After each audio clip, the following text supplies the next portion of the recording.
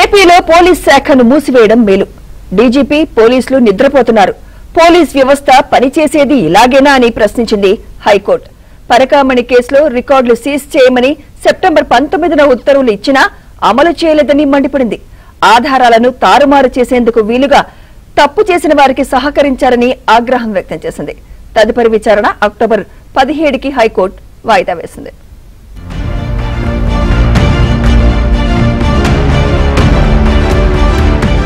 తిరుమల పరకామణిలో అక్రమాల విషయంలో నమోదైన కేసును లోక్ అదాలత్ వద్ద రాజీ చేసుకున్న ఘటనకు సంబంధించి రికార్డులన్నింటినీ సీజ్ చేయాలని ఇచ్చిన ఆదేశాలను పోలీసులు అమలు చేయకపోవడంపై హైకోర్టు నిప్పులు జరిగింది.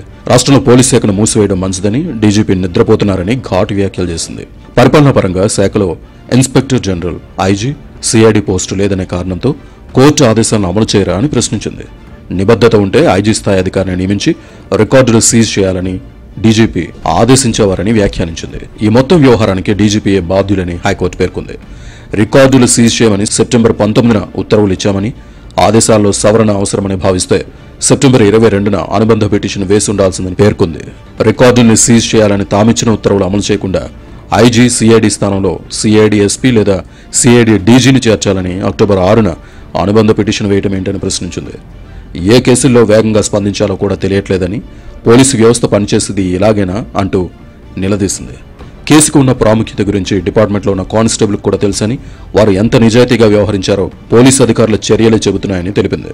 కేసు దర్యాప్తునకు కీలకమైన ఆధారాలను సైతం తారుమారు చేసేలా, తప్పు చేసిన వారికి సహకరించేలా పోలీసులు చర్యలున్నాయని హైకోర్టు అసంతృప్తి వ్యక్తం చేసింది. మొత్తం వ్యవహారాన్ని దారి తప్పించారని వ్యాఖ్యానించింది. డిపార్ట్మెంట్ మొత్తం నిస్సారంగా, నిరుపయోగంగా మారిందని, పోలీస్ శాఖను మూసివేయడం మంచిదని ఘాటుగా స్పందించింది. తమ ఆదేశాలకు అనుగుణంగా కేసుకు సంబంధించిన రికార్డులన్నింటినీ సీజ్ చేసి తదుపరి విచారణ రోజు తమ ముందు ఉంచాలని సిఐడి డీజీని ఆదేశించింది. విచారణ అక్టోబర్ 17కి వాయిదా వేసింది.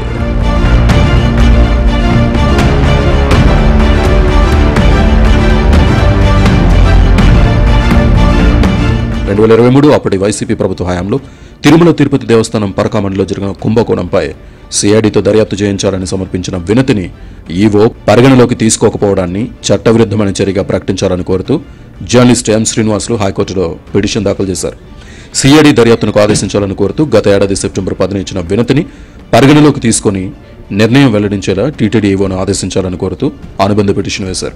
పరకామణిలో విధులు నిర్వహిస్తున్న టీటీడీ ఉద్యోగి సివి రవికుమార్ డాలర్ల రూపంలో పెద్ద ఎత్తున నగదు, బంగారాన్ని అపహరించారని అన్నారు పిటిషనర్. దీనిపై అసిస్టెంట్ విజిలెన్స్ సెక్యూరిటీ అధికారి వై సతీష్ కుమార్ 2023 ఏప్రిల్ 29న తిరుమల 1వ పట్టణ పోలీస్ స్టేషన్లో ఫిర్యాదు చేశారు.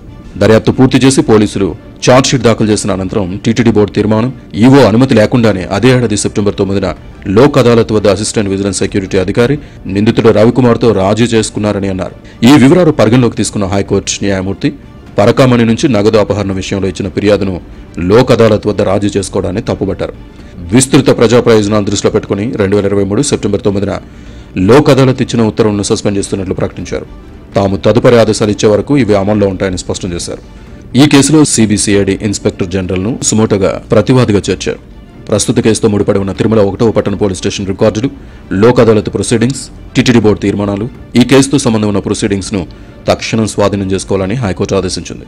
వాటిని సీల్డ్ కవర్లో కోర్టు ముందుంచాలని సిబిసిఐడి ఇన్స్పెక్టర్ జనరల్ను ఆదేశించారు.